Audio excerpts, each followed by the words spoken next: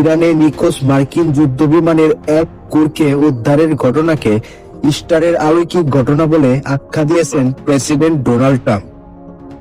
গতকাল রোববার ট্রাম্প সহ মার্কিন প্রশাসনের শীর্ষ কর্মকর্তারা এই উদ্ধার অভিযানকে এমনভাবে ধর্মীয় মোড়কে উপস্থাপন করেছেন যেন এই যুদ্ধ একটি ন্যায়সঙ্গত ও ঐশ্বরিক আশীর্বাদ পুষ্ট ঘটনা। অতীতে মার্কিন প্রশাসন থেকে ইস্টারের সময় কার্ড পাঠিয়ে শুভেচ্ছা জানানো হতো, কিন্তু সমালোচকেরা বলেছেন এবার ট্রাম্প প্রশাসনের কর্মকর্তারা ধর্ম ও রাজনীতিকে এক করে ফেলেছেন।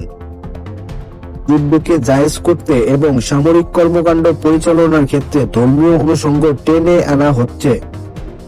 এনবিসির মিট দ্য প্রেস অনুষ্ঠানে ট্রাম্প বলেন, এই উদ্ধার অভিযান ছিল ইস্টারের একটি অলৌকিক ঘটনা।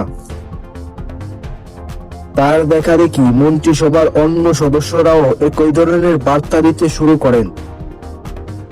ভিন্ন প্রেক্ষাপটে দেওয়া আরেকটি বার্তায় ট্রাম্প ইরানকে উদ্দেশ্য করে হারামির দল বলে গালি দেওয়ার পাশাপাশি সে দেশের বিদ্যুৎ কেন্দ্র ও সেতু উড়িয়ে দেওয়ার হুমকি দেন। পোস্টের শেষে তিনি সকল প্রশংসা আল্লাহর জন্য শব্দটিও ব্যবহার করেন।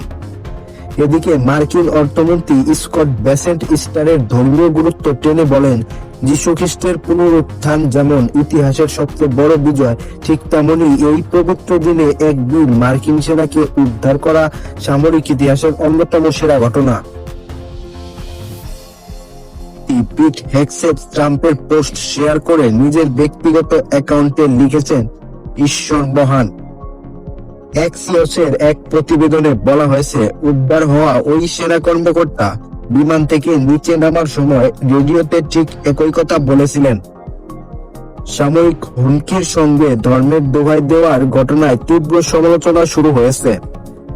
এক সময় ট্রাম্পের কট্টর সমর্থক মার্জরি টেলর গ্রিন এখন তার কড়া সমালোচনা করছেন। তিনি অভিযোগ করেন, ট্রাম্প খ্রিস্টান মূল্যবোধের সঙ্গে বিশ্বাসঘাতকতা করেছেন।